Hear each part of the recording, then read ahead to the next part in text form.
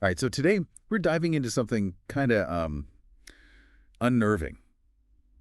Propaganda. It's not just those in-your-face posters we might think of. It's sneakier, especially, well, in societies like ours that value open discussion. Yeah, it's funny like that. We think of propaganda as blatant lies, but it's more complex. It can actually use our ideals against us. Whoa, okay. Like how? Think of it like a wolf in sheep's clothing, you know? It disguises itself as something familiar, something we trust. Okay, yeah, I see that. So what's an example of this? Remember a few years back, all that talk about the fiscal cliff? Jason Stanley, he wrote How Propaganda Works. He talks about that. Oh, yeah, it seemed like everyone was using that term. Right, but a lot of people didn't really get it. Stanley mentions this poll. Almost half the public thought going over the fiscal cliff meant the deficit would increase. Wait, really? Isn't that like the opposite of what people were trying to say? Exactly. See, going over the fiscal cliff sounds scary, Yeah. right? But it likely would have reduced the deficit, maybe even eliminated it. So how is that propaganda? Sounds like confusing jargon more than anything. It's more than just jargon. The term itself is meant to scare people. And when we're afraid, it's harder to think clearly, debate rationally, especially about something like the economy. Ah, so it's like they're using fear to shut down debate, even if they're not technically lying about the fact. Exactly. They exploit our desire for a strong economy, using it against us. That's a key thing about propaganda. It often uses pre-existing beliefs, values as leverage. It's like using our own values against us. Exactly. And it's not just big abstract things like the economy, even a simple word like welfare. Research shows just hearing it can trigger biases in people. You mean like about race or social class? Exactly. It's like this mental shortcut bypasses logic, plays on stereotypes. And here's the thing. This can happen even if the speaker isn't intentionally trying to be divisive. That's kind of scary, that even neutral language can be like weaponized. Right. And we're not just talking slurs, right? No, it's much broader. Inner city, entitlement programs. Mhm. These seem neutral, but they're loaded with social meaning, shape our perceptions subtly. It's almost like a secret code. I want to see something else Stanley mentions. The Nazis using the word heroism. Interesting example. How could something so positive be used for something so horrific, right? Yeah, exactly. It seems counterintuitive. But that's the insidious nature of propaganda. It can corrupt anything. Edgar Klemperer, he kept diaries during the Nazi era. He saw firsthand how they twisted the meaning of heroism. So instead of like real courage, it became associated with. With the Nazi regime, their symbols, their ideal Aryan types, stormtroopers, even race car drivers became the new heroes. And because these images were everywhere, people began to associate them with heroism without even realizing it. Right, they weren't just silencing opposition, they were replacing it with their own twisted version of virtue. It's scary how effective that can be. Speaking of being influenced, don't we also have a natural tendency to trust authority figures, even when they're wrong? Absolutely, it's a vulnerability that propaganda exploits. Think of the Milgram experiments. Those are chilling. Oh yeah, the electric shock ones. Weren't those super controversial? Definitely. Basically, participants had to deliver shocks to another person, or so they thought, whenever they got an answer wrong. And they were really shocking them. No, the shocks were fake, but the participants believed they were real. And the results were disturbing. Over 65% were willing to deliver what they thought were potentially deadly shocks just because the guy in the lab coat told them to. Just because someone in authority told them to. That's wild. Right. It shows how easily we can be swayed by authority, even if it means going against our own morals. And propaganda uses this all the time. So, like, if a scientist or a news anchor tells us something, we're more likely to just accept it as true. We don't even bother checking. Right. And that's why it's so important to be aware of this tendency in ourselves. We need to develop that healthy skepticism, even towards sources we generally trust. Trust, but verify, as they say. Okay, so we've got manipulation of emotions, using authority. Anything else we should be aware of? Well, they also use very clever language, like the word we. We. What's so manipulative about we? Seems pretty harmless. It seems that way. But it's often used to create a false sense of unity. Like when a politician says, we the people, they want you to think everyone's on board with their agenda. Ah, so it's like creating this illusion of agreement, even if people actually disagree. Exactly. It's very effective, especially when combined with things like fear or patriotism. I see. So it's all about paying attention to the language being used, trying to see through the manipulation. Precisely. And that leads us to another question. How do we know when we're being manipulated? Because it's often so subtle. back again, still unpacking this whole propaganda thing. Mm. It's kind of wild how it can thrive even when a society values open discussion. Right, seems counterintuitive, doesn't it? We think we value free thought, but then, bam, we fall for manipulation. Yeah, exactly. So Uh, what's another way this stuff sneaks in? Well, our sources point out how propaganda loves to exploit existing inequalities like the social divisions we already have. Makes sense. If a society's already fractured, it's easier to manipulate people. Exactly. It's like, think about welfare again. Oh, right. That word we talked about That earlier. word is loaded, man. It carries all these assumptions about poverty, race, you name it. It's like those assumptions become the flawed ideologies that Stanley talks about, right? Exactly. Those flawed ideologies, they warp how we see the world, and guess what? They often benefit the folks in power. So like with welfare, a flawed ideology might be thinking everyone on assistance is lazy, right? Hmm. Like they deserve to be in that position. Right. And once that idea takes hold, boom, it's propaganda fuel. Politicians use it to stir up fear, resentment, all without even saying those nasty stereotypes out loud. Wow, so it's like a dog whistle. Only certain people pick up on it. Perfect analogy. And the more ingrained those bad ideologies are, the stronger propaganda gets. It's a messed up cycle. Sounds like it. Inequality fuels bad ideas, which makes people vulnerable to even more inequality. So how do we escape that? It's not just about spotting propaganda. It's got to be about unpacking those flawed ideologies, those underlying assumptions that make it so effective. Well, how do you do that? Yeah. Seems like those ideologies are so ingrained we don't even realize they're questionable. It's tough, no doubt. But we all have biases, right?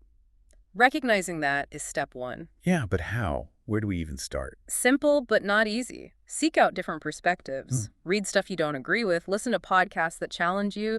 Talk to people who see things differently. So get out of our echo chambers, basically. Exactly. We got to realize our perspective is just one tiny piece of a much bigger picture. It's like you don't know what you don't know, right? The more you learn, the more you realize how much you don't know. Well said. You start realizing there's always more to learn. That's intellectual humility right there. Humility. Okay.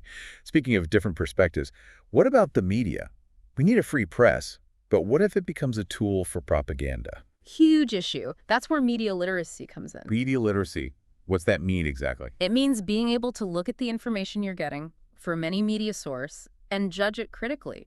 Who's behind it? What are their biases? Are they using sneaky techniques? So it's more than fact-checking. It's like understanding the why behind the information, not just the what. You got it.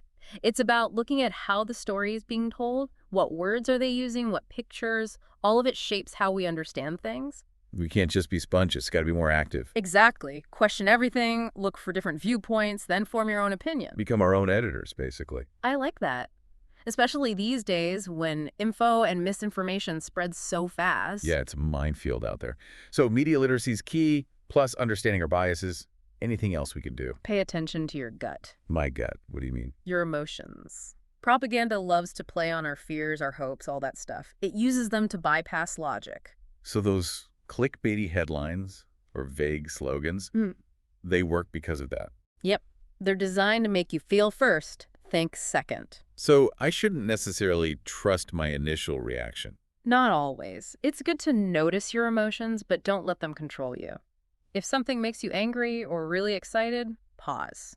Ask yourself, what's really going on here? Who benefits if I react this way? It's like taking a breath before you hit send on an angry email. Exactly. Engage that critical thinking. And another thing, watch out for stuff that's oversimplified. Oversimplified. Yeah, propaganda loves to take complicated issues and make them black and white. Easy answers when there usually aren't any. Like those bumper sticker slogans, you mean? Exactly. We're drawn to simple solutions, but most things aren't that easy. And it sounds too good to be true. It probably is, so be skeptical, especially with big promises. So to fight this stuff, we got to be aware of our biases, watch out for emotional manipulation, and avoid oversimplification. You got it. That's how you build up that critical thinking muscle. It's not about being cynical, it's about being smart. Yeah, so basically, if something feels manipulative, it probably is. Exactly. Which leads us to a big question. If this stuff is so subtle, how do we even know if it's working on us? How do we become more self-aware? And we're back for the final part of our propaganda deep dive. So we've talked about how sneaky this stuff is, how it plays on our emotions, our biases, but how do we know if it's working on us? That's the tricky part, right? It is tricky because honestly, propaganda is best at its job when we don't even know it's happening. It's like it infects our thinking without us even realizing we've been exposed. Sneaky. Super sneaky. So how do we build our defenses? Become Mhm. more aware? It's all about something called critical self-reflection.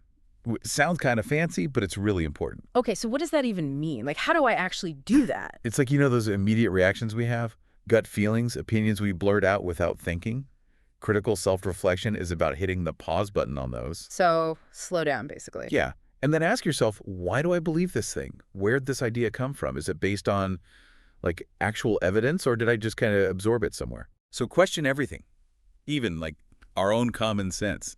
That's got to be tough. It's tough, but important because that common sense, it's often shaped by whatever the dominant narratives are, right? Mhm. And those narratives, well, they can be full of propaganda even if we don't realize it at first. Whoa. So it's like we need to figure out what's influencing our thinking, even if it's buried way down deep. Exactly, like peeling back the layers of an onion. And one of the best ways to do that is to get exposed to lots of different perspectives. Right, like we were saying before about getting out of our echo chambers. Exactly. You got to read stuff from different sources, listen to podcasts that make you uncomfortable, talk to people you don't agree with. It's the only way to see the bigger picture. Otherwise, it's like you're stuck in your own little world, right? Thinking your way is the only way. And nobody wants that. The more we see those other viewpoints, the more we realize that our own perspective, it's just one tiny piece of a much bigger puzzle. Love that analogy. Makes you realize how much you don't know, which can be a good thing. Yeah. Keeps you humble. Humility is key. All right, so we've got exposure to different ideas, questioning our assumptions. What else? What about our emotions? I know we talked about how propaganda uses them, but can our own emotions lead us astray too? 100%. Emotions are powerful, man. They can cloud our judgment faster than we realize. Okay, so what do we do about that? We can't just, like, turn off our emotions. No, but we can be aware of them. Like if you read something and you get really angry or really scared or even really excited, that's a sign to pause. Like a warning light. Exactly. Time to take a breath and ask, what's going on here? Is this information making me feel this way on purpose? Who's benefiting from that? So, like, don't react right away. Think it through. Exactly. Emotions make it easy to get swept up in the moment. We want to be thoughtful, not just reactive. Makes sense. So we got to be aware of those strong emotions, get different perspectives, question our own biases. Anything else? This feels like a lot. Haha. It's a process, that's for sure. But here's another biggie. Watch out for oversimplification. Oversimplification. Isn't that like making things too simple? How's that dangerous? Because it's tempting. Life is complex. Problems are messy. When someone comes along with this easy answer, this black and white solution, it's very appealing. Right, those simple answers can be very seductive. Exactly. But most of the time, those simple answers, they're just wrong, or they're designed to shut down debate. Propaganda loves that. So it's like that old saying, if it sounds too good to be true, it probably is. Bingo. Hmm. Complexity is usually a good sign. It means people are actually thinking things through, not just looking for easy answers. Okay, so much to think about. Be skeptical, question everything, get different perspectives, be aware of my emotions. Anything else, or are we good? I think that's a great toolkit to start with. The most important thing is to just be active, not passive, in how you engage with the world. Love that. Don't just absorb, think. Exactly. And remember, none of us are immune to this stuff. Propaganda works because it plays on these very human tendencies we all have. But once we understand that, we can start to build up our defenses. So it's an ongoing process. Never stop learning, never stop questioning. Couldn't have said it better myself. That's how we become more thoughtful, more informed, and way less susceptible to being manipulated. And that is a wrap on this deep dive into propaganda. It's been a wild ride, folks, but I hope you're all walking away feeling empowered, informed, and ready to face the world with those critical thinking caps on tight. Till next time.